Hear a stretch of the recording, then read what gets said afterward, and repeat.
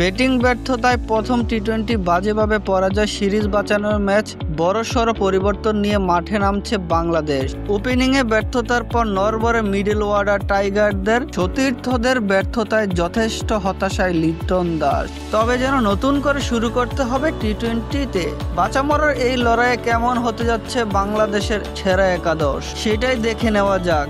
ওপেনিংয়ে 5 বলে 15 রানের ঝড় শুরু করে তানজিম তামিম, কিন্তু এত ছোট ইনিংস দলের জন্য কোনো কাজেই লাগে। আরেক ওপেনার সাইফ হাসান করে 7 বলে 8 রান। দুই ওপেনারের ব্যর্থতায় কপাল খুলতে পারে পারভেজ ইমনের। তবে আরো একবার সাইফ তানজিমকে সুযোগ দিলে অবাক হওয়ার কিছুই থাকবে না। গুরুত্বপূর্ণ 3 নম্বর পজিশনে ভরসার যোগান দেবে ব্যাটার লিটন দাস। ব্যাটারদের বাজে দশায় লিটনের কাঁধে দায়িত্ব যেন একটু বেশি।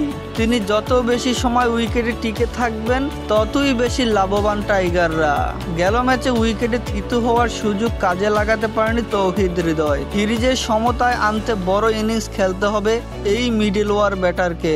নুরুল হাসান, সোহান, শামীম পাটোয়ারি কেউই আগের ম্যাচে সুবিধা করতে পারেনি। ফলে জাকের আলী অনিক আবারও একাদশে দেখা যেতে পারে। স্পিন বিভাগে দলের সামনে থেকে নেতৃত্ব দেবে রিশাদ হোসেন ও নাসুম আহমেদ। খরুচে রিশাদ আবারও ছন্দে ফিরবেন, নাসুম ধরে রাখবেন ধারাবাহিকতা। এইটাই তো ভক্তদের প্রত্যাশা। পেস ইউনিটে মোস্তাফিজ ও তাসকিন ক্যারিবিয়ান ব্যাটারদের সামাল দেবে কাটার সুইং আর গতির জ্বরে।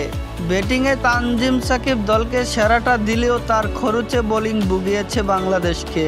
বোলিংয়ে নিয়ন্ত্রণ ফেরাতে হবে, অন্যথা জায়গা হারাতে হবে শরীফুল ইসলামের কাছে।